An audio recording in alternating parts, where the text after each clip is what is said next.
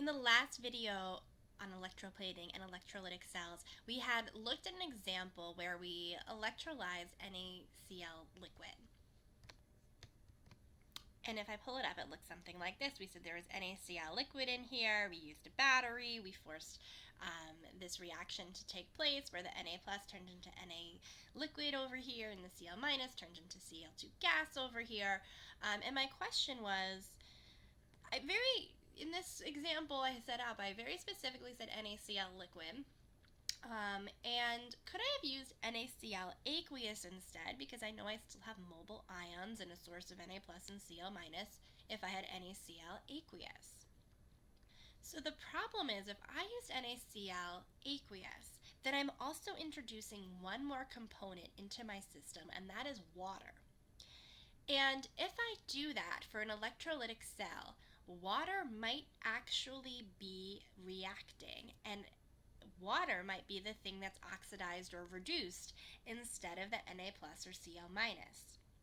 We didn't really have to worry about that in a voltaic cell, but in an electrolytic cell you do. So let's take a look at how water complicates the issue in an electrolytic cell, how water can actually be the thing oxidized or reduced if that is in our starting container, and why this happens for electrolysis or electrolytic cells and not voltaic. So let's pull up our reduction half reaction chart of all our reduction potentials. And if we go through this chart, I want you to see that there are two reactions where water is by itself as the sole reactant in one direction. So let's try to find these reactions. So if I go down the list, look at this reaction here, okay, and this reaction down here. Okay, going forward, okay, I've got these reactants, but if I were to flip this half reaction, which might happen if it's oxidized, notice that water is the sole reactant if this were going in reverse. And down here, water is the sole reactant if this were going forward and this were actually reduced. And H2O is actually the substance that would be oxidized or reduced in these two half reactions. If I kind of show you, right, oxygen has a 0 oxidation number here. It has a -2 in water. It's, if I was going in reverse in this reaction, H2O would be, it's going from, -2 to 0, it would be oxidized. And same thing down here, H2O is going, the H is going from +1 to 0 in H2. This substance, H2O, would actually be reduced. So water can actually be a substance that is oxidized or reduced. And just as a note, you might notice water present in some other reactions. Like here, there's water in other reactions. If you remember when we balanced half reactions, we would use water to balance.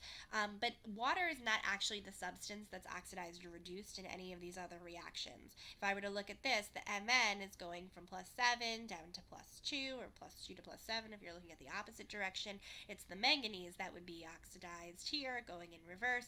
It's the Cr3 plus that would be oxidized going in reverse. So the water is not being oxidized or reduced.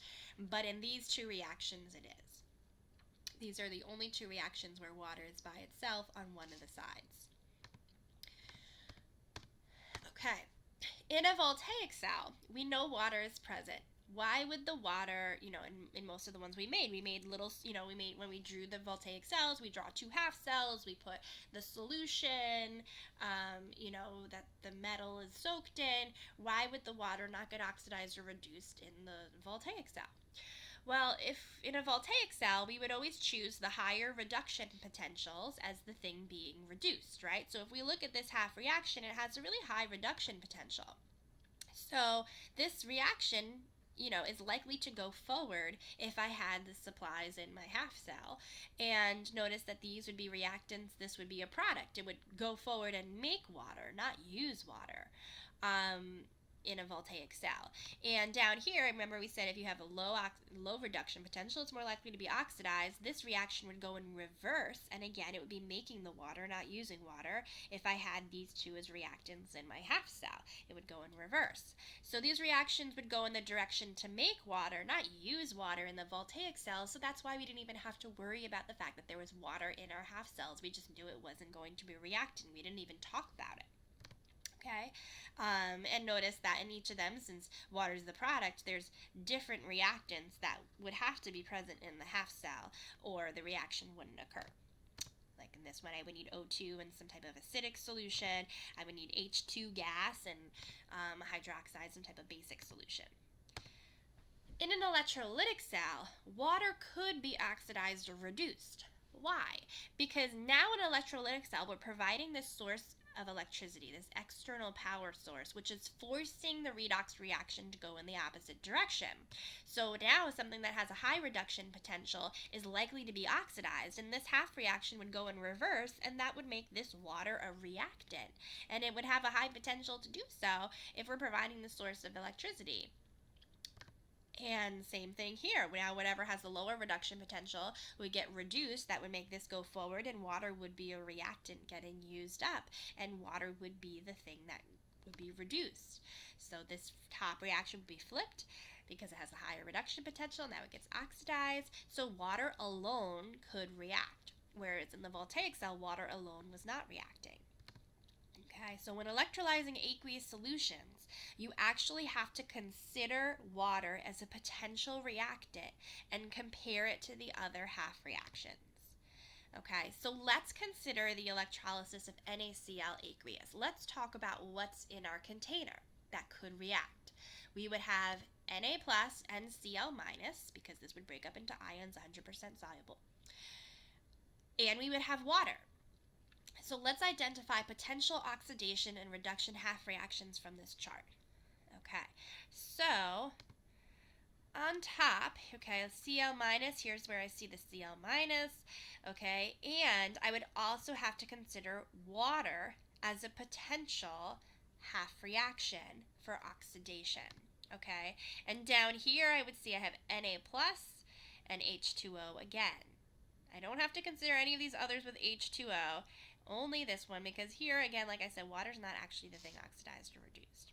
So these are the potential half reactions that could be happening, and I can kind of group this into two different categories.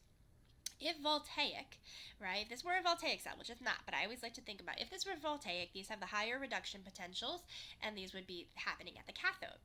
But since it's electrolytic, these are now the potential oxidation half reactions, because we're forcing it to happen in reverse. Now, even though we're forcing this to happen in reverse, which of these is more likely to be oxidized? This one is actually going to be easier to oxidize because it has the lower of the higher reduction potentials. So water is easier to oxidize than Cl minus because it has the lower reduction potential. Even though we're forcing this to happen in reverse, this one would end up getting oxidized before this one. So water would always end up getting oxidized before we had a chance for the Cl minus to get oxidized. Maybe if all the water ran out, then the Cl minus could get oxidized, but if all the water ran out, then Cl minus wouldn't even be mobile anymore and it wouldn't even react. Okay, so notice that water, why we didn't use NaCl aqueous before is because water would end up being reacting. It would end up being the thing oxidized. And now let's consider these two bottom ones. So again, I always like to, think about if this were voltaic, these would be potential oxidation. But since it's electrolytic, these are the potential reduction. But notice that still, even though we're forcing it to happen in reverse, this one is easier to reduce than this one. So water, again, ends up being the reactant. It's easier to reduce than Na+, because it has the higher reduction potential. And as we had said before, reduction potentials are how easy it is to get reduced. So water gets oxidized and reduced, and nothing happens to Na plus or Cl minus. So what you end up doing is electrolyzing water into H2 and into O2. You end up splitting the water into oxygen gas and hydrogen gas. Okay, what would E of the cell be? So E of the cell, for the two things that are actually reacting, it would be the water, right? Here is my anode or oxidation one. Here's my reduction one or cathode one. So I always like to do cathode minus anode.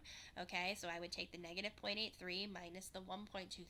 If you like just flipping the anode one and adding them, you could do that. Negative 0.83, flip the sign, negative 1.23 and add them together. Either way, you get negative 2.06. Notice it's negative. It's electrolytic, and that's why we need this power source to force it to happen. You would need a battery that provides 2.06 volts or greater. And if I was to plug into delta G, okay, since E of the cell is negative, I would get a positive delta G because this is a non-spontaneous, thermodynamically unfavorable reaction, which we are forcing to happen by providing the source of electricity. We're converting electrical energy to chemical energy, and this chemical reaction wouldn't be happening if we did not have the battery.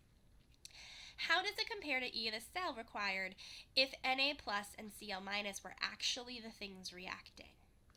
So if Na plus and Cl minus were actually the things reacting, then E of the cell would be, we'd take the cathode minus the anode, so we would do negative 2.71 minus 1.36, and I get negative 4.07 volts.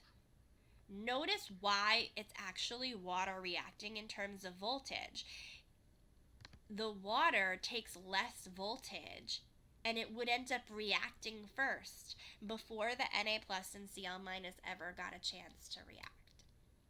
So that's why water ends up getting oxidized and reduced in the electrolytic cell in this scenario. Now, does it always be the one that's reacting? No, you actually have to compare. So notice what we did. Once we figured out the potential oxidation ones, in this case the higher reduction potentials or the potential oxidation, we picked the lower of the higher ones because the lower of the higher ones is actually more likely to get oxidized. And once we figured out our potential reduction reactions, which were the lower reduction potentials, we picked the one that was slightly higher because it was more likely to get reduced. So, if given two half reactions for electrolysis, which we had seen in the past, whatever was the more positive one, we'll make the oxidation, the anode one, and whatever's the more negative one, we make the reduction. Just like how we did with the NaCl liquid. We didn't even have a second option to worry about. Because in voltaic, the more positive would be cathode. We're flipping this for the electrolysis. If given a selection of possible half reactions, like if we have an aqueous solution and we have to include water, then we look at all the positive reduction potentials and we say, hey, okay, all the positive reduction potentials, if this were voltaic, they'd likely be reduced, but since it's electrolytic, they're going to be my possible oxidation. And of those possible oxidation, whichever has the lowest would actually be easiest to oxidize, so I'm going to pick whichever of those positive ones has the least positive reduction potential because it would be easiest to oxidize, and that would be the half reaction happening at the anode. Don't forget to flip it. And then if we consider all the negative half reactions, all the negative reduction potentials, right? In a voltaic, we'd say, oh, that's what's going to be oxidized, but we're providing the source of electricity. We're forcing it to be reduced. Those negative ones would all be possible reduction ones. Whichever of those has the highest or most positive reduction potential would be easiest to reduce and would actually occur. This combination will require the least energy or the least voltage, as we saw before, and that's why that's what's actually happening. And remember, in aqueous solutions, water might take place, and you've got to consider it if it's an aqueous solution. Okay, this combination would give the least negative cell potential. So really, whatever's giving you the least negative cell potential or the highest cell potential, the most positive, least negative, that is the combination that's going to end up happening in your cell. Okay, I call this the sandwich effect. So if you put all your possible ones in order from highest to lowest, you are picking the meat of the sandwich. You're picking the lowest of the highs and you're picking the highest of the lows. So I call this the sandwich effect. You're not picking the bread. You're not picking the highest and the lowest, but instead the meat of the sandwich. The lowest of the high reduction potentials for the anode because it would oxidize first. The highest of the low reduction potentials because it would reduce first. I made this term up. Do not use it on the AP exam in an explanation. They will not know what you are talking about. This is my Cascioli trademarked little mnemonic device. Okay, sandwich effect. Don't use it as an explanation. You would say, this has, most likely to be reduced or something like that. Okay, so let's just practice this with two examples. You're making an electrolytic cell with these solutions. Figure out what would be oxidized and reduced using this chart. Take a moment and then check your work. Okay, NaBr aqueous. So we have to consider Na plus, Br minus, and water. So I'm going to find everything that I need from the chart, and I'm going to group them into two categories. So these are the two high ones. I would have the Br, right? Here's ones with Br minus, and here's ones with water. So in a voltaic cell, these have high oxidation numbers. They would be likely to be reduced, but in a electrolytic cell, these would be my potential oxidation because we're making it happen in reverse. Which of these would be easier to oxidize? The one that is lower. So it would actually be the Br minus that is oxidized. Because remember, if this is oxidation half, they're going in reverse. The Br minus is the thing that's oxidized. So the Br minus would win. Okay, so that would be the thing oxidized. Here's my two possible, in this case, reduction, because, if this was voltaic, low means likely to be oxidized, but since we're forcing it to happen in reverse, these would be potential reduction. Okay, here's the H2O, here's the Na+. Now, which one's easier to reduce? The one that has the higher reduction potential. So the H2O would end up being the thing that's easier to reduce, and that would get reduced. So notice Br minus would be oxidized, H2O would be reduced. It's not always H2O that wins out. All right, and if we were to actually get the E of the cell, okay, it's cathode minus anode, and I would take the negative 0.83, subtract out 1.06, and I would get negative 1.89, and that is the lowest, the least negative, I should say, voltage that could be made from any of these options. That's why I'm picking the meat of the sandwich. It gives me the lowest negative voltage. With others, so if I were to pick the others, like the Na plus and the H2O, or the Na plus and the Br minus, I get higher voltage. So this would end up happening first before those. Even if I had like a 4-volt battery, this, since it requires less voltage, would happen first. All right, let's do one more to practice. Find everything that you need. And remember, we're kind of picking the meat of the sandwich. And just remember, this might not be, they're on the AP exam, they're not going to give you this whole chart. And they might not give you things in order. So this meat of the sandwich only applies if you put everything in order. So Li plus and H2O and SO42 minus. And you'll notice I don't see SO42 minus anywhere, so it's not going to do anything. So the only possible the only possible oxidation half reaction, the only one that has a positive oxidation number is this H2O. There is no SO4 anywhere, and Li is down here. So this is going to be, obviously, what gets oxidized, the H2O. Okay, and then I have two options for what's reduced. Okay, these are potential reduction. And remember, if this oxidation goes in reverse. So these are my potential reduction, which is easier to be reduced. It would be the H2O. So the H2O would get both oxidized and reduced. The Li plus and the SO42 minus would be doing nothing. Okay, well, they might be traveling from electrode to electrode to just kind of help equalize charge, but that's about it. Okay, and if I was to get E of the cell, it's, remember cathode minus anode, I get negative 2.06.